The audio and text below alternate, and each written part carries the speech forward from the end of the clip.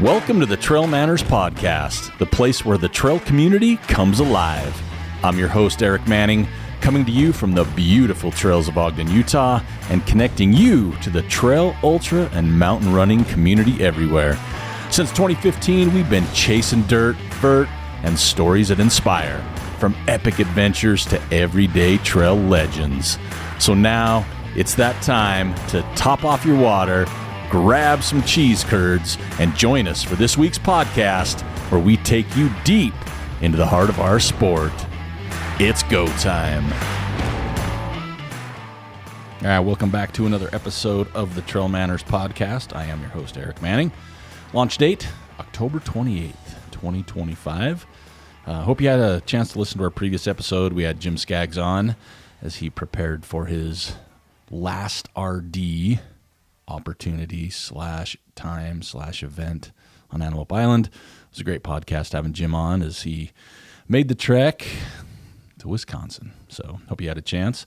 Next episode after this one, we've got a great guest coming in since we're kind of in that mode of lotteries, the buzz. We've got Preston Wood. He's going to come on our show at the next one, and we're going to talk about his Hard Rock 100 experience. So you're going to want to stay tuned to that. But right now, we're going to be talking about a different 100-mile race. We got a little theme going here, if you haven't noticed.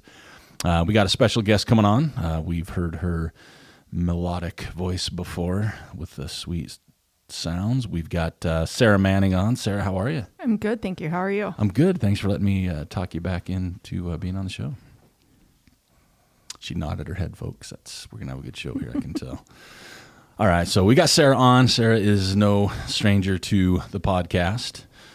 We've had her on a few times discussing some events, but in February of 2025, she ran a 100-miler that neither one of us had been to before, Orcas Island 100 in February.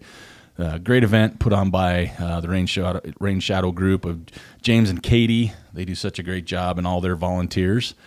So back in February, so again, we're in Utah, for those that don't know. Could be some new listeners to the show. So, hard winners most of the time. So you picked a 100-miler where you had to train probably your very bulk peak / major training in our winter time, which is not easy. So why'd you pick Orcas 100?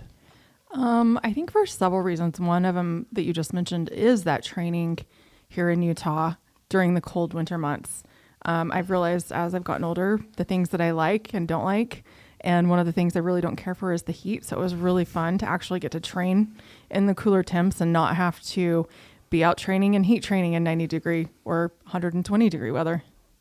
That's huge. Mm-hmm. For those of you that aren't familiar with Orcas 100, it's kind of a unique event. It is a 100-mile race. It is on an island in the Puget Sound, staged out of a state park, and Olga, Washington, is where we stayed. 4 loops, 25-mile loops. But here's the kicker that really, I think, has put people on their heels a little bit. You're on an island at sea level. You're in the ocean. 26,000 feet of vert. Mm-hmm. Yep, there's a lot of vert. That's insane. I've had people actually question that they actually have that many feet in that race. Well, and so, like I said, it's 4 25-mile-ish loops. There's about 6,500 feet per loop. Mm-hmm. So 25 miles, 6,500 feet. So there's a lot of 50Ks that don't touch 6,500 feet overall. So there is a lot of vert on this course. However, it's kind of a runnable course.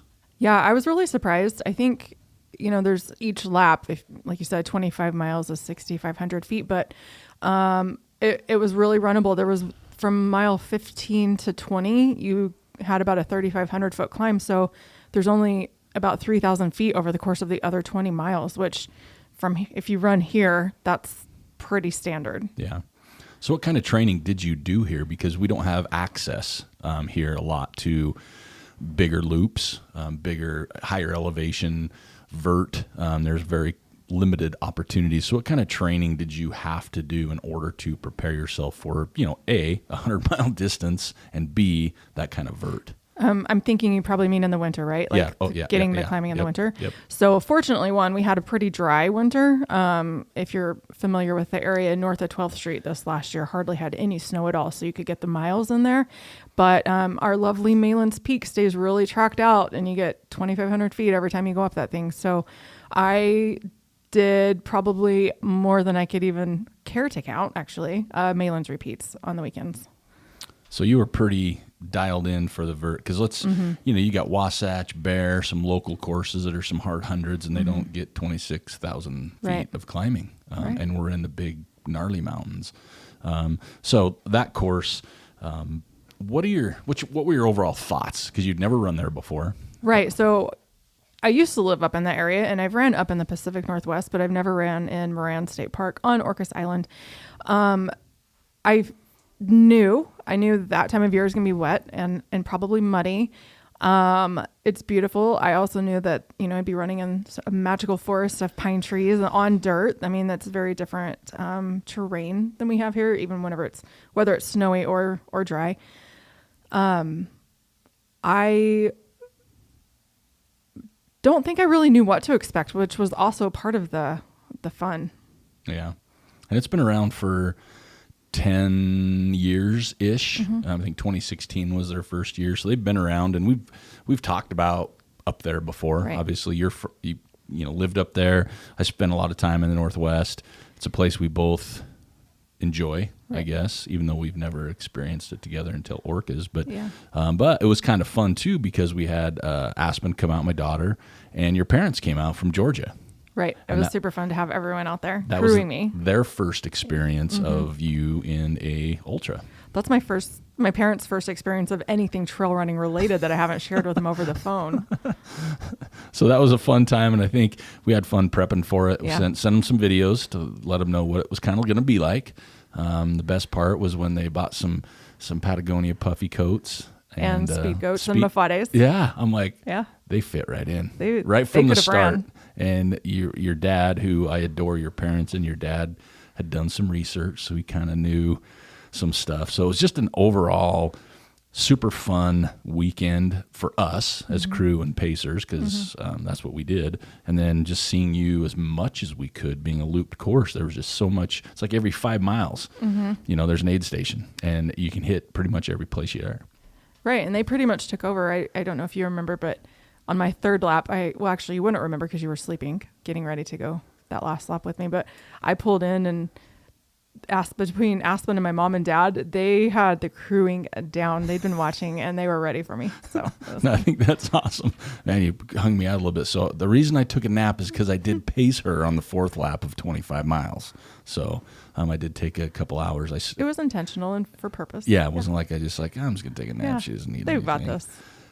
But the event itself, if you look on their website too, I love the way it's kind of explained on there, because it truly hit that vibe. Old school, laid back, grassroots vibe. And that's truly what it was. It really was. It was, I don't know, a little over 100 people, I think, in that world, right? Wasn't there something like that? It was right around 100. It's pretty small. It was pretty small, and their start finish is a camp, right? So you're in a building, and they've got food, warm stuff in there.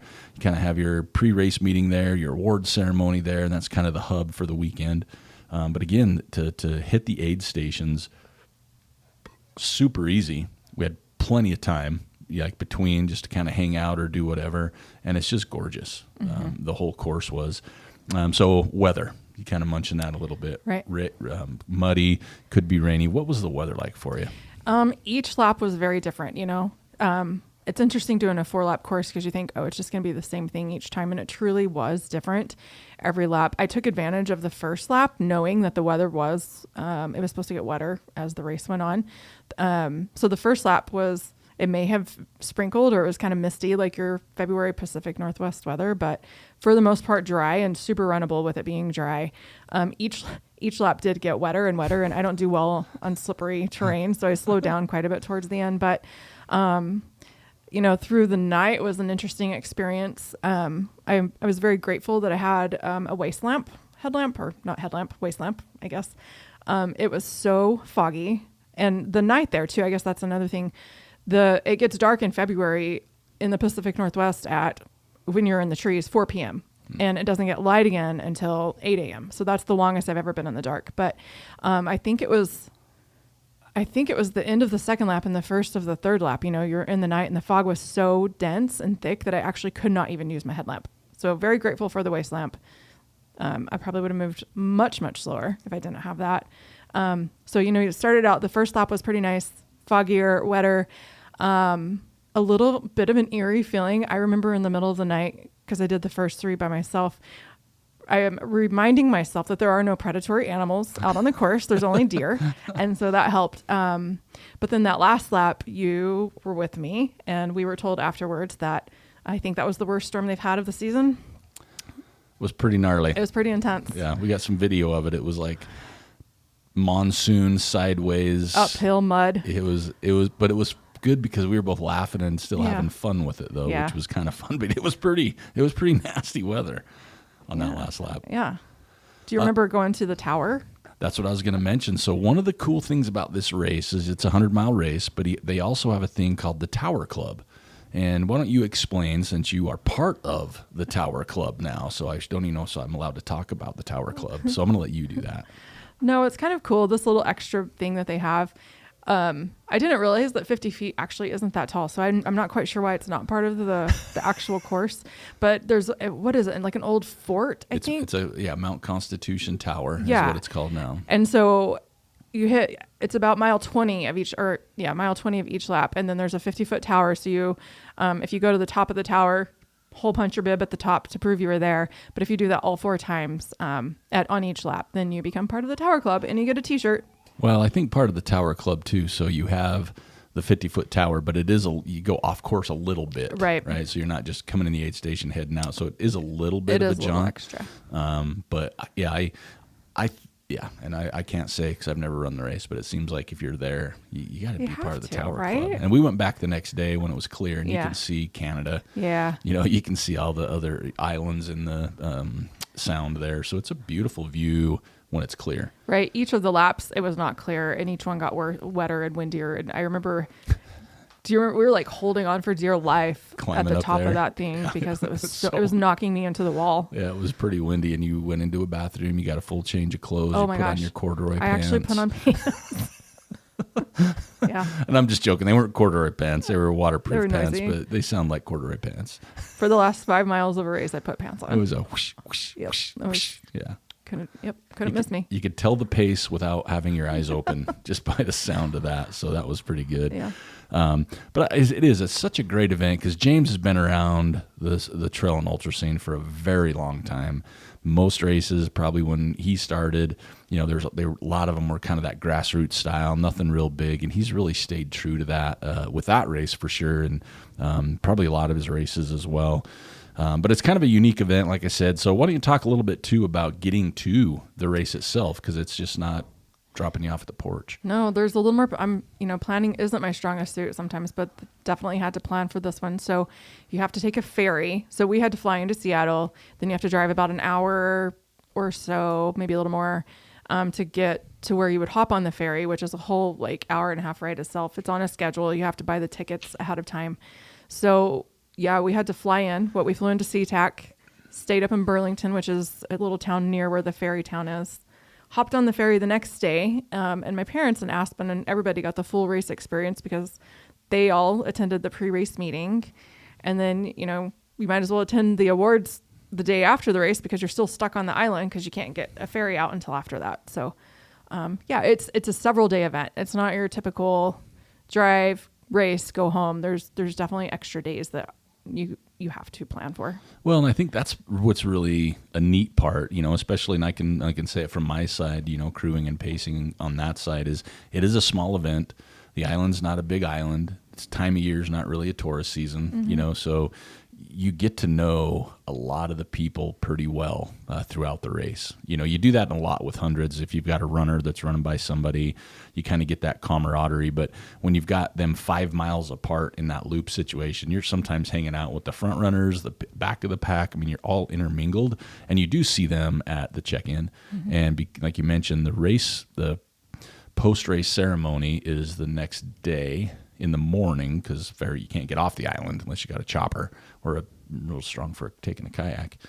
But everybody sits there. You get your award. You get your sweet buckle, right? And then I thought it was cool. Even people that didn't finish the race for whatever reason, they were most of them were still at that award ceremony. Yeah, they still came, and some of them got mentions, and they were part of that. So yeah, I mean, it was one of the closer races like that I've had. It's like kind of that family-ish feel. Like you just get to hang out with each other, and you have this common bond. And of course, we seeked out their little brewery in town. And it's a cool little town. They got really good food. They got great places to shop. It's a really unique place for a race. So now talk to me a little bit too, because it is a little different. Some people I'm not a loop course kind of guy. What were your thoughts about it being a looped course? Like how do you perform in those? I've actually done, I guess so there's out and back, point to point, and loop. Am I missing? That's pretty much it, right? Yeah, pretty much. Yeah. So I've done all of them at some point, and I think there's pros and cons to each one. Sure. I think I mean, it's just nice. It is nice knowing each lap, like, okay, this is what's next. This is what's next. Even though, your first lap, you're having to hop over a water crossing, you know how to hop over it. So that comes in really handy later in the race. If you know how to hop over it. I know you're leading me on this, and I wasn't going to lead on this, but I'll let you tell your story. But just knowing what's coming, like the climb. Okay, so you know where to conserve, your energy, because you have this big climbing, or at the aid station, I might want to sit here for another minute, or I'm going to grab this out of my pack, or, one of these. I just think it's easier to plan if you've already done it once, right?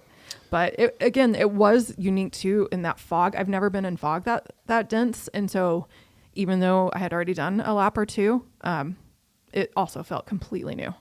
Well, and like you said, the planning part, you have a few aid stations, like 4. You have the start finish, but you have a bag. So you can just load that sucker up. Right. And you're not planning as much. You still know where you got, warm clothes or this, that, or the other, your headlamp or what that looks like. But you don't have to plan as much. From a crewing perspective, it's awesome. We've talked about it on the show because you've done I'm Tough, how great that is to crew, because it's like 10, 15 minutes and then you're back, as opposed to some races like Western that's, you can barely get, it's like a 4-hour, 3-hour drive here. And this loop course was super convenient. So if you do have a crew or friends go, they can enjoy their day. Not that they don't in other places. You can go into town, well, I think go back, get a shower, take a nap. Yeah, I mean, I think you guys got me going, and then went and had breakfast, if I remember. Oh yeah, had a really good breakfast. And then the Airbnb was 5-10 minutes from, if that from, so you can actually go back and maybe get a nap. I don't know. It's hard, I think, when you're crewing to actually take a nap, but sometimes it is. Sometimes it's not. Yeah. I've learned that one too. But yeah, loop courses, like I said, aren't my thing. But this race, I would do. I was going to ask if you would do this. I would. And I think a lot of it was what you mentioned. I think Pacific Northwest might be my favorite place to run in general, right? So there's that. It's like you said, every lap looks different. You see that, when you're running other races too, whether it's an out and back, it looks different coming back than going out. But as you mentioned too, like through the night, in the daytime, it looks different. It's a race I think I could do, like mentally. Like that's where I have that loop thing, is the mental side. I'm like, oh man, I'm just doing this again, because I like to explore. Right. But that is a very, very good race. And the aid stations are great. A lot of cover, a lot of shade. All the aids are. I shouldn't say shade, but get out of the rain. Yeah, there was definitely that. It was funny, my parents never having been a part of this before. My dad was floored at the aid station food. Oh yeah. So I thought that was actually really funny. There's lots of stuff. Yeah. Yeah. You don't need, and they were all well stocked. And I think my dad was shocked when I wanted a piece of pizza at 3:00 in the morning, and I'm just going to walk down the trail with it. Where are you going with that? I'm still racing. Yeah. No, that was super fun to have them be there, everybody there actually, to kind of be a part of that. And what, she was mentioned early, so I picked her up mile 75-ish, and we had 25 miles. It was rain. It was wet. I had my raincoat on. We were going up, had my GoPro in my hand, and was videoing because, as much as I was there for you, I love the Pacific Northwest, so I'm being selfish and loving it. And we had to go across a creek. And we were both wet. You were wet. I was fairly It was only dry. like 3 or 4 miles in for you. Yeah, I just started. And so we're going across a very, very, very small creek, by the way. but it was slippery, right? Because it's been raining. And so I'm trying to, you're later in the race. I'm like, hey, we should cross. Well, where do you cross? Because I was like, oh, where do we go? So I'm like, hey, come down here. We could step here. Climb over this giant log. And so as soon as I stepped on this rock, I had my camera in my hand, and I wish I wouldn't have turned it off now. I slipped on the rock, and I fell in the creek sideways, not on forward or backwards, sideways. So water was rushing down my pants, my shorts. So I was wet right out of the gate. You made it across safely, that's all I was there for, just telling you where not to go. Right. So the camera didn't break, so that was good, but it was pretty comical. I had a good time. I even did. I thought it was, I didn't get hurt. And it wasn't cold. No, not really. Well, I think that's the other thing. When we were talking about the weather, I forgot to mention there was only like a 7-degree swing in the temperature in the entire race. So it really wasn't cold. Yeah. So, but it was pretty fun, and we had a good chuckle about that the rest of the way. But I know on that last lap, with you, your sensor is not as many people, and I was with you later in the race. We were pretty spread out, and man, there's noises in the woods, crackling. Was that the race there was a girl lost or something? Oh, the one where I hallucinated for the first time ever? Yeah, so someone came and says, hey, have you seen a little girl?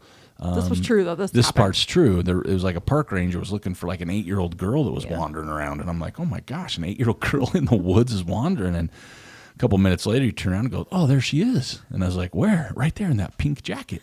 Okay, we're in the Pacific Northwest. It's green. That's it. That's the only color. Just shades of it. I saw something. And she's like, and I'm looking, and I'm like, hey, I don't get the best vision, but pink would stand out pretty good. And I'm like, unless you just quickly jump behind a rock, I don't see her. And then we realized that we probably didn't see her. Yeah, I was completely awake and lucid, and also realized that my eyes were playing tricks on me. A girl in a pink jacket just went trucking through the woods. So that was pretty good. But yeah, such a beautiful race. And that was your 8th 100-miler. Yep. So name some of the other hundreds that you have done.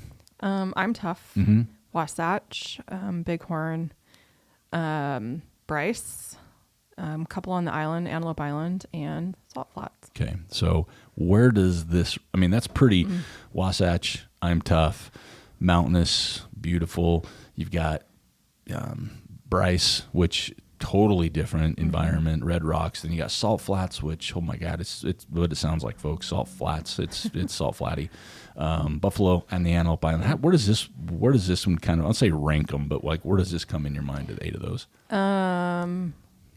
They're all so unique, and they each, in the moment, I think after the race, I'm like, oh my gosh, that's my most favorite one I've ever done. This one's top. But then you have time to kind of like, let it percolate a little. They're all so unique, and I have special memories and love things about each. But I think this or I'm Tough might be my 2 favorite. Gotcha. I'm very much leaning into those 2 that I just mentioned, the weather. And as I said earlier, I'm really learning what I am willing and want to put up with. And I've really loved the weather and the time of year for both of those. So would you do it again? Yes. Okay. Well, you didn't want to think about that. Yeah, nope. Okay. All right. And it's kind of spurned, like we're heading up to Bellingham for a week in Christmas to kind of be in the Northwest. And we might even head over to the island if we can get our travel plans worked out, just to run around the Moran State Park, which is a beautiful area. So tell me just, we go back a little bit now. So now tell me about the race itself, on, how you felt. That first lap, as you mentioned, was quote unquote the driest lap, and you knew that going in, because I know your first lap you were moving. Like I was like, okay, I missed you guys. I didn't see you guys the whole first lap. I was like, okay, she's trucking. Yeah, she's moving. It's like if you could get a dryer, which in that area that time of year, it's probably highly unlikely. So, I was feeling I did a lot of Malin's repeats, so like I just felt really strong going into the race. I'm also not a fast runner, so I'm fully aware of that. But I started that first lap, and it was just, I was moving really quick. I think I did it in like 6 hours, which is a fast 25-mile for me anyway, especially with that amount of climbing. But I felt really good, I think pretty much the whole entire race. I knew that it would be getting wetter. I knew that it would be getting muddier.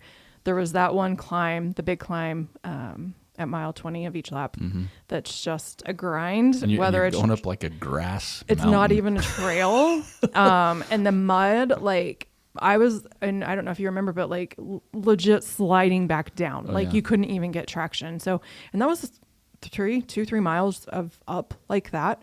But even with that, I think I knew, like, part of that loop course, right? I knew it's just getting wetter and slipperier every time. You're more tired each lap. I don't know. I really felt really good the entire time. It was interesting.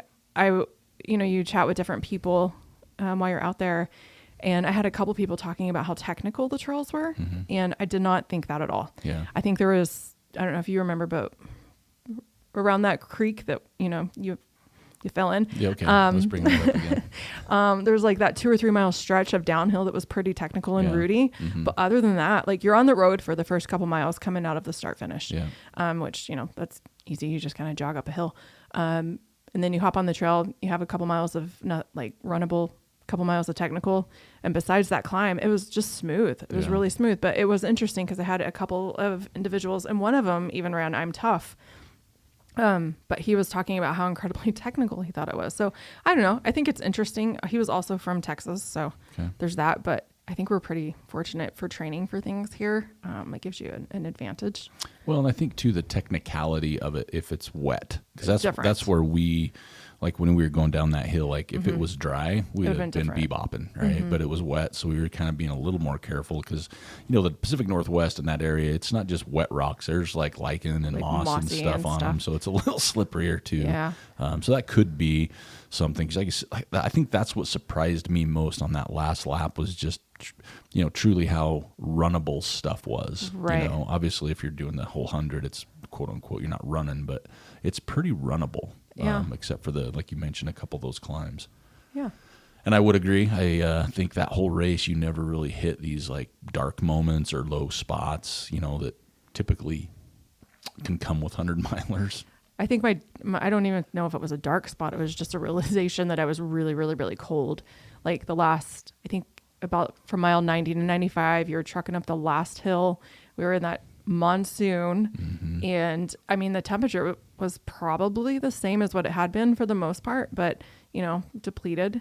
And I was surprised at myself that I had to put on waterproof pants to run downhill for 5 miles, but it was a game changer. Yeah, it was. So. I stayed back a little farther. The noise got to me after a while, but I think too what you're talking about, you're depleted, but you're also not moving fast, so you're not generating as much heat in your body, even though you do have some uphill, but you're also not moving real fast. Right. And then again, that wind and rain, no matter what you had on, you're going to get a little wet, and your feet are always going to get wet. Your hands get wet. I mean, that's a good place to start to get that little chill that moves in. But yeah, you didn't have, like I said, the lows that a lot of people have, and you've done hundreds where you might have had some lower spots, than especially up there. But the whole time you were just like from the outside looking in, just like completely enjoying yourself. It was so fun. Yeah.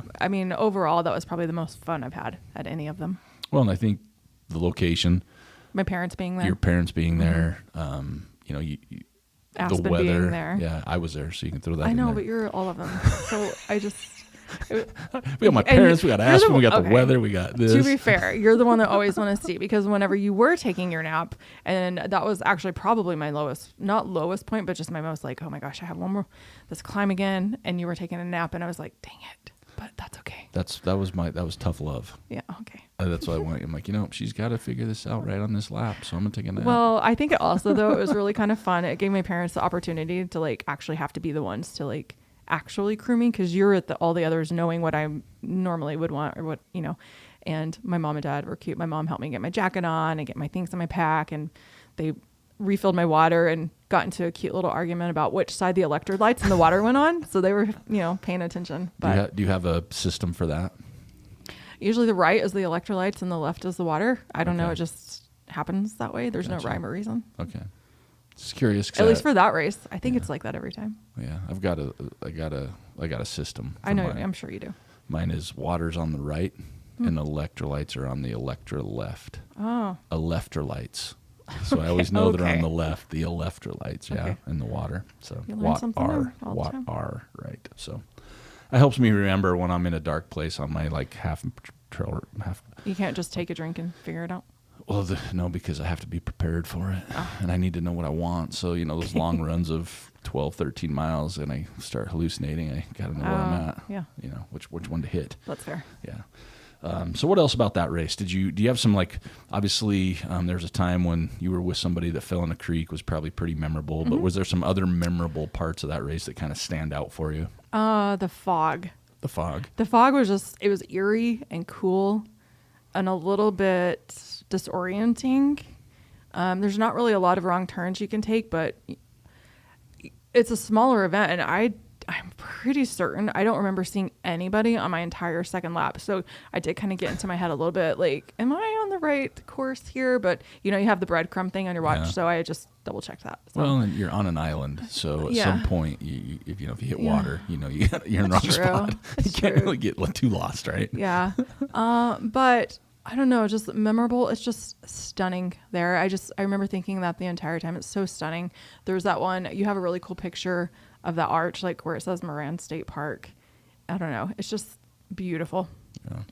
Well, and I think, for me, obviously you've had the opportunity to be around a lot of your events, a lot of your races, and we always are calling your parents and we're telling them about it. So to have them there when you came across the finish and you were able to hug your parents, for me, I peeled off at the finish line and kind of turned my light off, left in the dark. And that was a pretty special moment, just kind of watching you with, your parents in Aspen and stuff like that. So I think one of the other cool things you just made me remember is, having my parents there who have never been to a single trail race ever of any distance.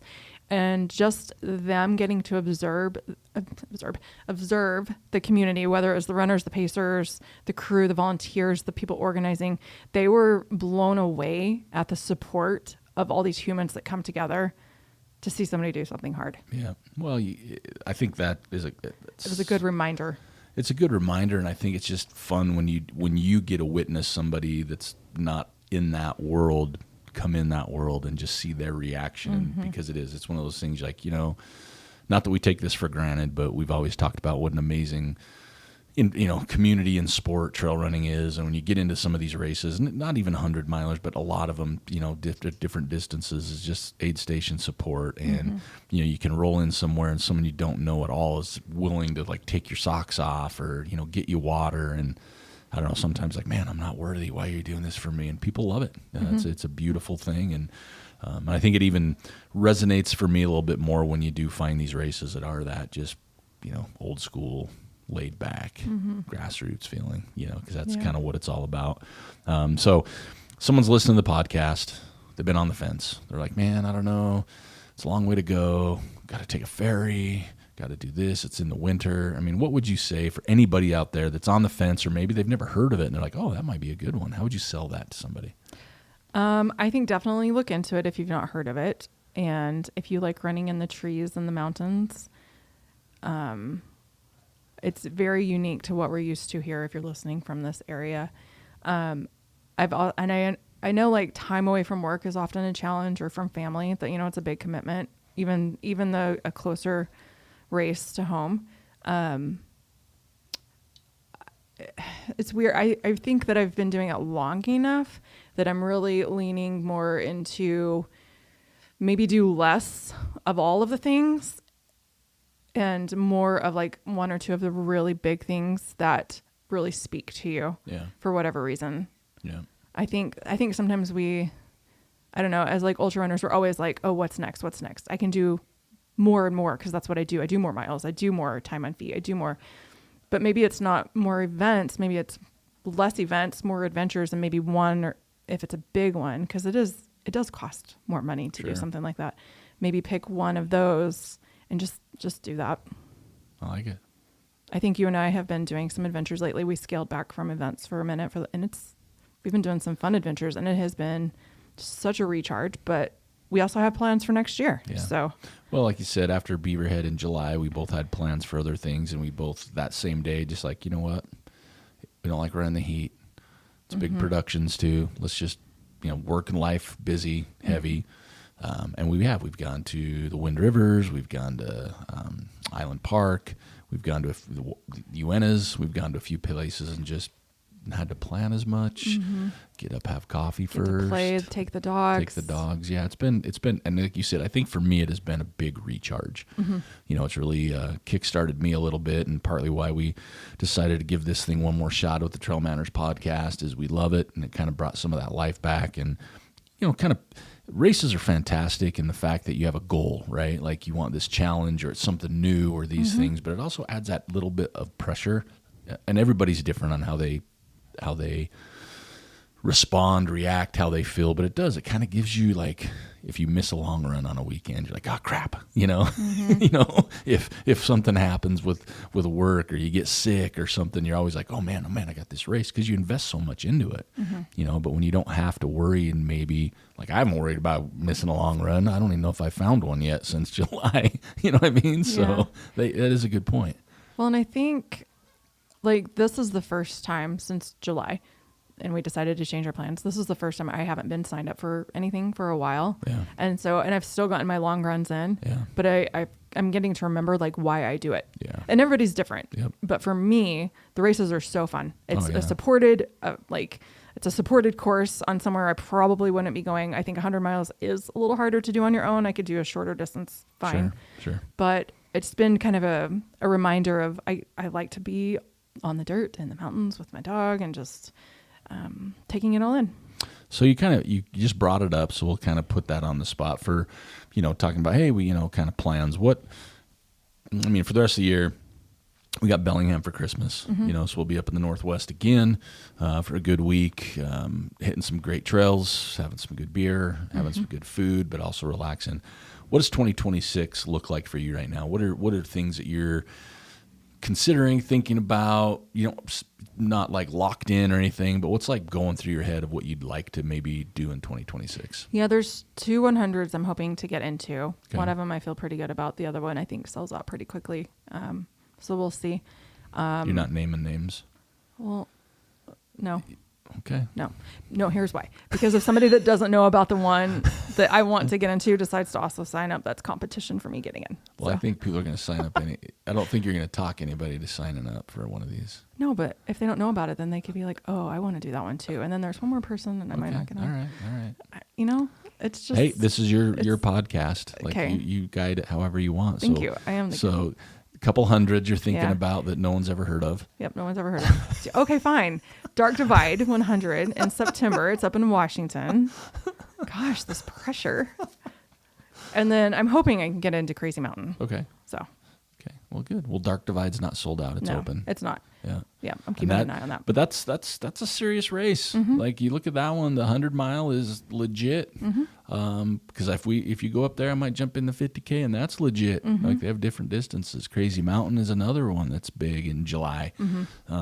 What else you looking at potentially as well? Like, plans. It doesn't have to be a race. Yeah, but what's on your, you know, hope for 2026? Mostly adventures. Yeah. I think you and I have talked about some things we want to do next summer up in the Wind Rivers, get a couple, change up our camping situation. I know I want a camper for my car. You're looking at your truck, but heading up to the Uintas and like just spending more time outside of Ogden in the summer whenever we can. A dear friend of mine and I did an adventure last August, and she had her own adventure this August, but we're hoping to put something else big on our radar this next year. So not even sure what that is at this point, but I'm looking forward to that. Nice. Was there other things that we've talked about doing that I don't know?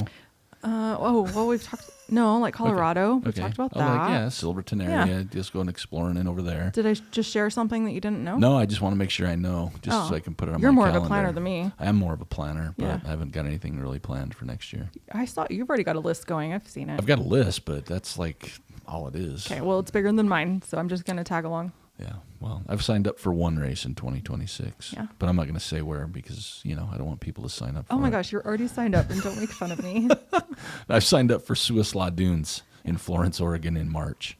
I'm excited for you. That'll be my first. It's a race I've looked at for quite some time for daybreak racing, and the course is super unique looking to me. You're in the mountains, you're Pacific Northwest, you got some trees, and then next thing you know, you're on sand dunes. I do not like sand on any level, but this looks really fun. I'm excited to hear how that goes for you. Yeah, me too. Yeah. I'm excited to see how it goes for me because you have to hear me. Well, I'll be there at the finish line. You'll have to hear me crying in the car about it. Yep. Okay, so 2026 looks good. Orcas Island was a great event.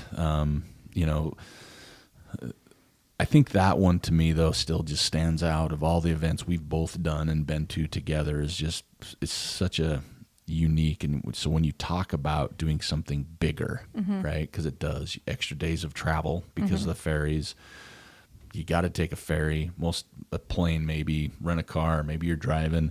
But I think all of that, it probably is one of those ones that will continue to stand out over a lot of other things. I agree. Just and that I entire definitely want to go experience. back to that one. I also, you mentioned the race directors a little bit.